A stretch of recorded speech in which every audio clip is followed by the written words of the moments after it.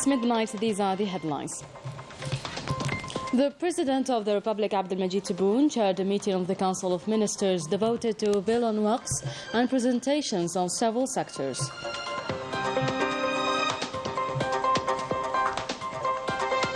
In its latest issue, Al-Jaish magazine evokes security and tranquility in our country thanks to the high level of consciousness of the Algerian people and their trust in its institutions and People's National Army.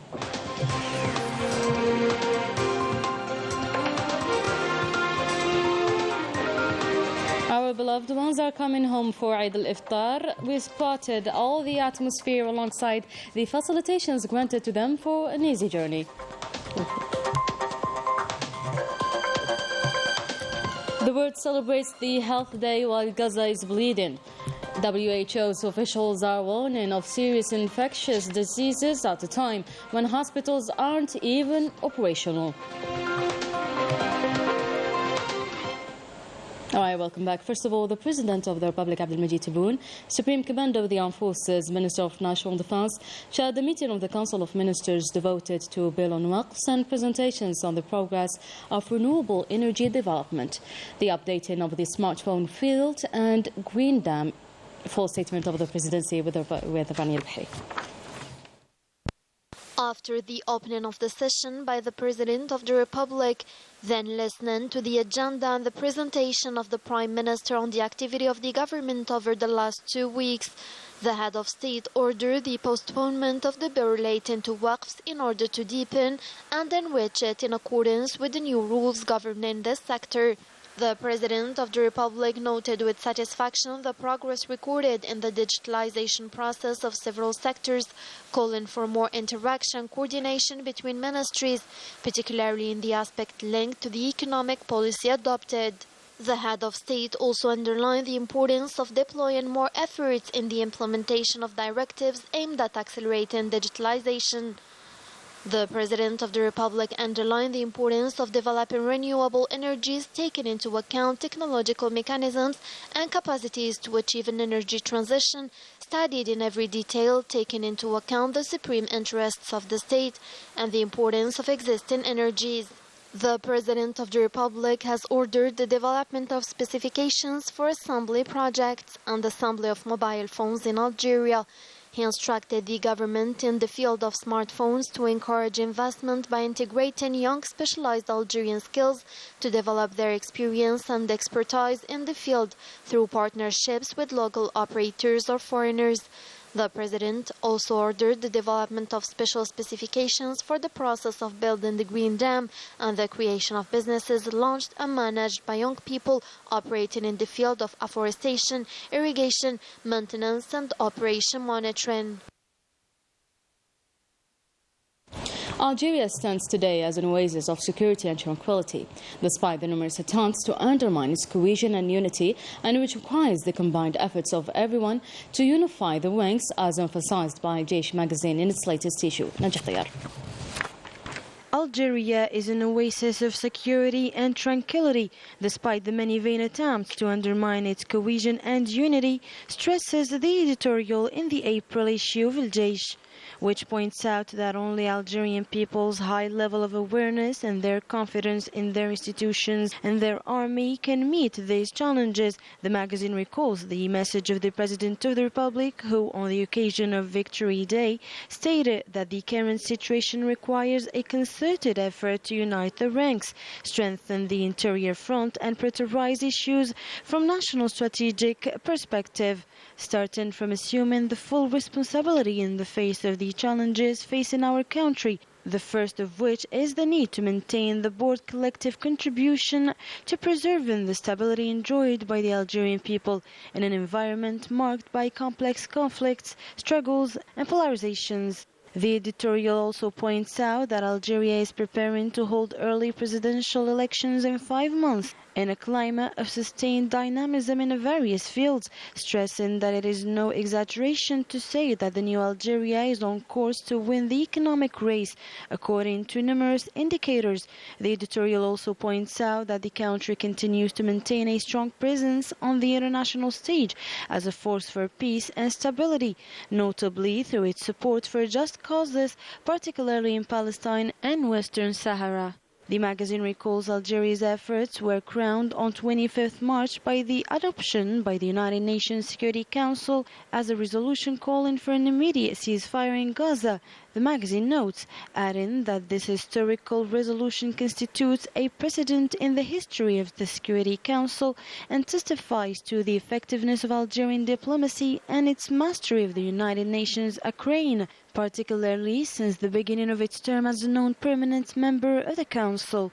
According to the editorial, the process consolidating the foundations of the new Algeria is continuing at a steady pace, thanks to the combined efforts of all those involved in preserving the gains made and achieving the objectives set in a world where the weak have no place. The magazine notes, today Algeria is strong in its people and institutions and secure thanks to its army, the worthy heir of the National Liberation Army, the Basin of Algeria, whose sons continue today to preserve the legacy and heritage in a spirit imbued with the highest values that nourished their illustrious ancestors, who have given successive generations the noblest examples of heroism and an inexhaustible moral capital that helps them to face up all the difficulties. A fact that the General Said Chingriha, Chief of Staff of the People's National Army, has stressed many times during this recent working and inspection visit, which reflect his constant and ongoing concern to monitor the implementation of combat preparation programs, to maintain direct contact with the personnel and to listen to their concerns. This is all part of maintaining the highest level of operational readiness and preparedness of the armed forces, concludes El Jaish editorial. As the representative of the President of the Republic, Abdelmajid Tebboune, the Minister of Foreign Affairs and National Community Abad, Ahmed Attaf, took part on Sunday in the Rwandan capital, Kigali, in the ceremony marking the 30th anniversary of the genocide of 1994. The ceremony was attended by high officials from all across the world, a sign of solidarity to the Republic of Rwanda, which made itself again after this painful and difficult period in the Rwandan history. A period during which more than 1 million Tutsi were killed. The various activities organized within this framework focused on the reconstruction of the heinous crimes committed against the Rwandan people in plain sight. No initiative was taken to put an end to the bloodbath, and much less a response to the distress caused of the victims. On this occasion, Ahmed Attaf reiterated Algeria's permanent solidarity with the Republic of Rwanda and to underline the imperative of highlighting the lessons learned from the painful experience that this brotherly country has endured in countering the genocidal war waged by the Zionist occupation against the Palestinian people in the Gaza Strip. The National Committee for the Observation of the Lunar Crescent of the Ministry of Religious Affairs has announced that the date of the Night of Doubt to cite Shawwal will be tomorrow on Monday. The Minister of Religious Affairs, Yusuf Mahdi, will supervise a special symposium on the Night of Doubt, starting at 5:30 in the evening at Dar al-Imam in Algiers, which will be broadcasted live. Eid al-Fitr festivities have already started. It's watch time at the ports and the airports across the country as our members of our communities settled abroad are back home to their motherland to celebrate with their families and beloved ones the feast. And according to the instructions of the President of the Republic, all facilitations were granted. Rania al-Bahri. Many Algerian nationals are returning to the country this week. The goal is to spend Eid al-Fitr with family and loved ones.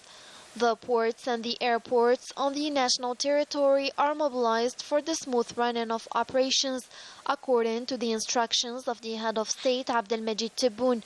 Customs facilitations are present, as was the case this Sunday at the port and the airport of Algiers. I'm very happy when I come to my country. I came this time due to the discounts on tickets. The discounts were very noticeable, so we seized the chance.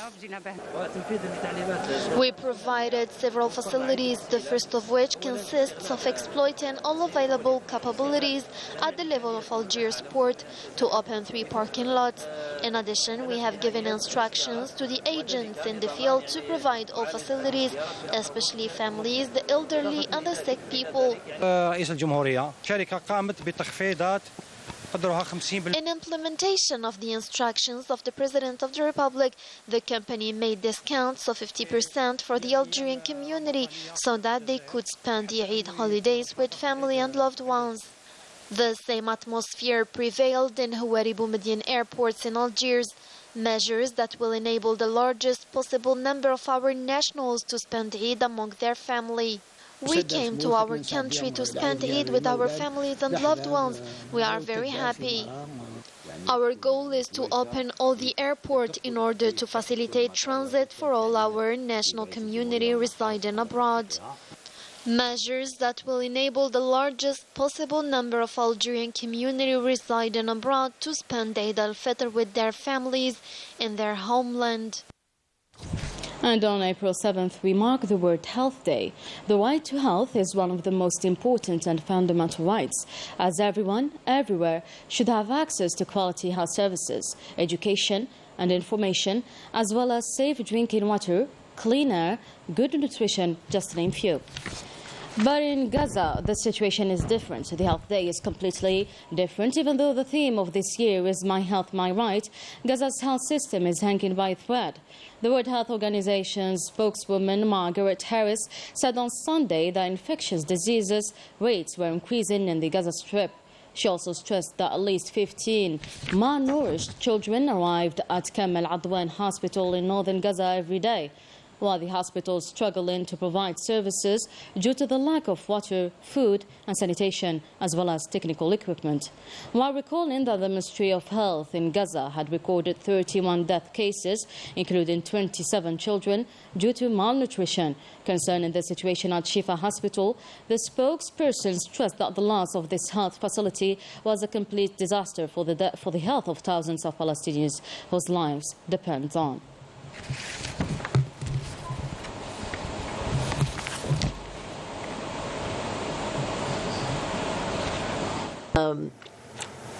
What was an Easter break for many people in the world. There were horrific levels of violence continuing in Gaza, and we saw that the Al-Shifa hospital is now in ruins. It's no longer able to function in any shape or form as a hospital. We know that at least 21 patients died during the period of the siege. Destroying Al-Shifa means ripping the heart out of the health system. It was the tertiary care centre. It was a huge hospital, 750 beds, 25 operating theatres, 30 intensive care rooms. You know, it was the place people go to for the kind of care that a really good health system provides. So again and again and again, as we have said, but it's got to be taken seriously. The ceasefire, the UN resolution, the world has agreed a ceasefire must happen. It should have happened months ago, but it must happen now. Remember, hundreds of healthcare workers have been killed while doing their job, ambulance drivers, and of course thousands of civilians, more than 13,000 of them children. And if ever the world could finally pay attention, what is going on is completely, as has been said, a moral stain on humanity. It is a thing we as humans cannot allow to continue. It must stop. The WHO Director General Dr. Tedros stated on the occasion of the World Health Day that the situation in Gaza is critical and that only 10 out of 36 hospitals in Gaza are currently partially in service. Let's have a listen to his statement. Over the last few days, WHO's team in Gaza has been seeking permission to access what is left of the hospital, to speak with staff and to see what can be saved. But at the moment, the situation looks disastrous. Al-Shifa was the largest hospital and main referral center in the Gaza Strip, with 750 beds, 26 operating rooms, 32 intensive care rooms, a dialysis department, and a central laboratory. I repeat, hospitals must be respected and protected. They must not be used as battlefields. Only 10 of Gaza's 36 hospitals are still able to function, even partially. WHO will continue to support those hospitals to deliver services as best they can. More than 33,000 people have now been killed in Gaza and almost 80,000 injured. We're seeing a very high burden of respiratory and skin infections and diarrheal illness.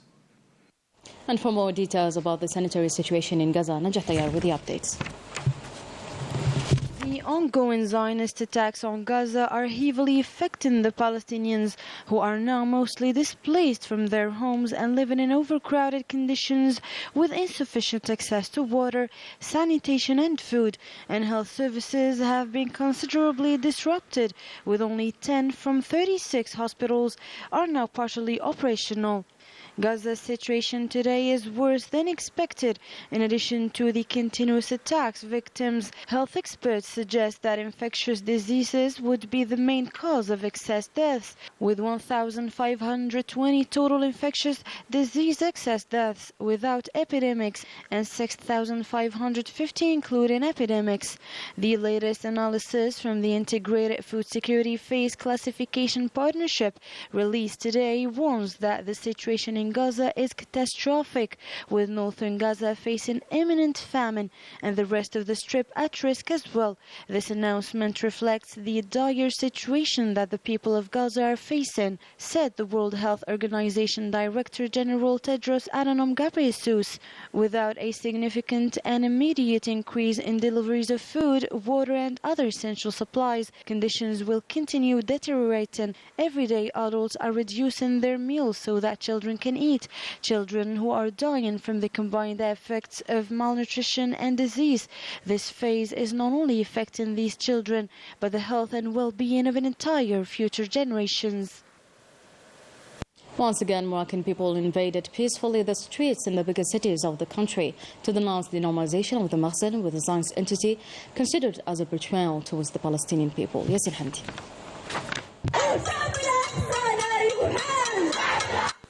The Moroccans keep massively rejecting the normalization of the Maghzen with the Zionist entity. The protesters expressed their opposition to this political approach by denouncing the genocidal acts of the occupation army against the Palestinian people, aiming to put an end to the normalization.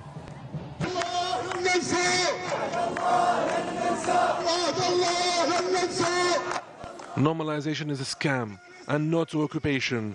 These were the slogans of the crowds in the biggest Moroccan cities. The protesters rejected categorically the Zionist aggression and expressed their solidarity with the Palestinian people and the refusal of any kind of normalization with the Zionist entity.